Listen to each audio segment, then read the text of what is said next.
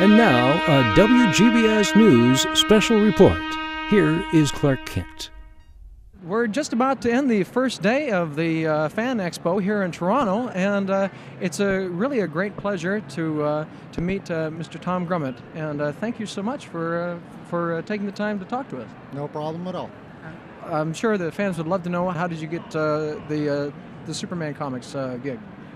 I began working on the Superman titles because I was working on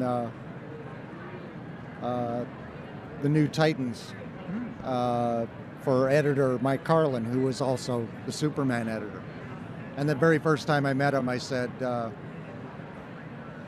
don't care what it is, whatever it has to be, but I want to do a Superman story. And he remembered that, and about a year later, when George Perez left the group, there was a spot open and he shuffled artists around and put me into Adventures of Superman. And what was it like? I know it was you and Doug Hazelwood, different inkers and things like that. Is always probably a different kind of thing. How was it, the collaboration with Mr. Hazelwood? Oh, Doug and I got along creatively very well and personally very well. Usually when I start working with a new inker, we kind of have to learn each other a little bit. And because we're, great distances and shipping the work back and forth, it takes a little while, but usually within a couple of issues, we settle into a groove. Had you ever met him before you started on the books? He had inked a couple of Animal Man stories that I'd done, I think. But we hadn't actually met before, no. Is there any particular story with the Superman books that that you remember as being a favorite, either a time period or a particular issue? I know that you were on so many; it's hard to probably pinpoint one that you were working on. I did Jerry Ordway and I did a story that had Jack Kirby's Forever People in it, and my very first San Diego Comic Con, the book had just come out, and somebody showed it to Jack. I think it was my wife, and I was all terrified as to what he might think of what I'd done with his characters, and he said, "You did good, kid." So that was a very good highlight. Beyond that, just working day in, day out with all the other guys on Team Superman. It was fabulous experience. And we've had some interviews with everyone kind of getting an idea, but is there any extra insight as to what it was like during those super summits, I believe they called them? Well, it was a bunch of creative people trapped in a room with no windows and bad food for 4 days. And you pretty much, what you can imagine from that scenario, that's what you got. But we also got some great stories out of it. It was a lot of fun. Everybody was great to work with.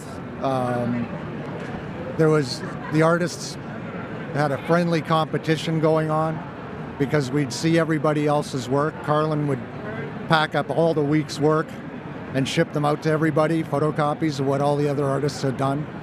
So I'd go through it and say, "Oh, I got to beat Bogdanov this month." So that's the kind of thing we were doing.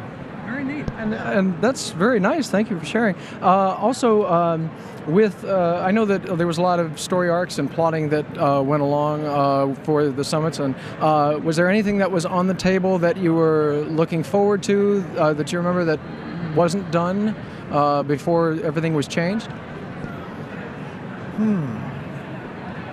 I can't think of anything. Generally, I found, I've worked on a lot of titles and I've left a lot of titles and gone on to new titles. I don't really think about what I would have done beyond that point, because I find it pretty easy to give it up. Right. And whenever I start a new title, I like to think that I'm being given the freedom to do what I want to do. So when somebody else takes over for me, I just wish them all the best and do your thing, you know. So I've never really looked at these characters that way as I don't feel proprietary towards any of them.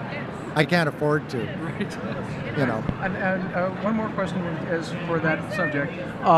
With the different ideas being kicked around, was there anything that was discussed that was particularly hard that did make the books? Do you remember anything that was discussed that I know that for fans there was a lot of contention with the red and blue Superman and different things like that? The only thing I can think of is the werewolf story. What was it about? A joke at every Super Summit.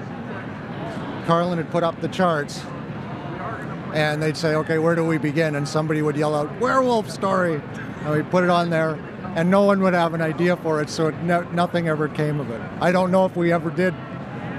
I don't think we ever did a werewolf story. I don't know if after I left anyone else did a werewolf story, but I don't know. That's really I get a kick out of hearing all of the background stuff, and I know a lot of the people. It was all about filling those charts, you know, throwing ideas up on the charts, and then we'd kind of move things around and stuff. And the werewolf story would invariably fall off the chart.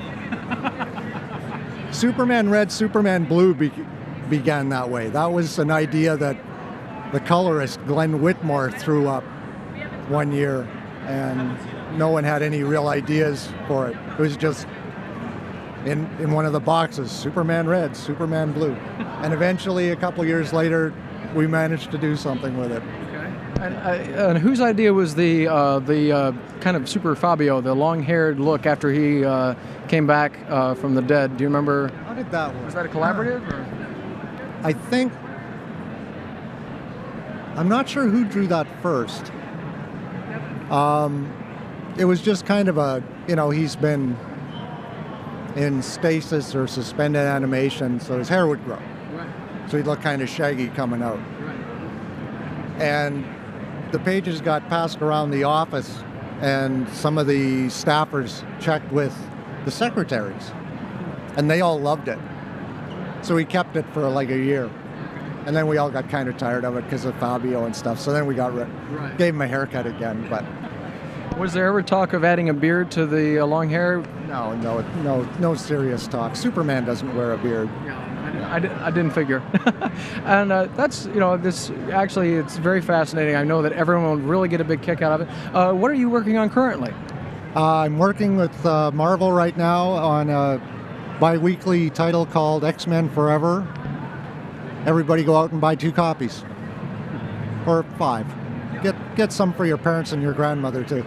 5's a good small number. Yeah. Excellent. Well, Mr. Grummett, it's absolutely a pleasure. Thank you so much. So, you guys are so cute. Thank you. And Friday night has come to a close at Fan Expo 2009 in Toronto, Ontario, Canada. The fans are exiting behind me, many of them exhausted after a long first day here at the convention. Everyone's excited to be here, and we're excited to be covering this for the Superman homepage. And we will be back here on Sunday for the conclusion, the final day of Fan Expo 2009 in Toronto, Ontario, Canada.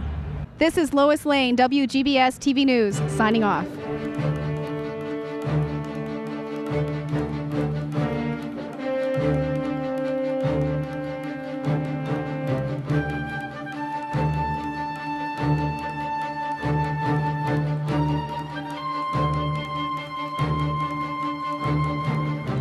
The WGBS News is brought to you by Big Belly Burger, Soda Cola, The Daily Planet, and the Superman homepage. You've been watching WGBS-TV. This concludes our broadcast day.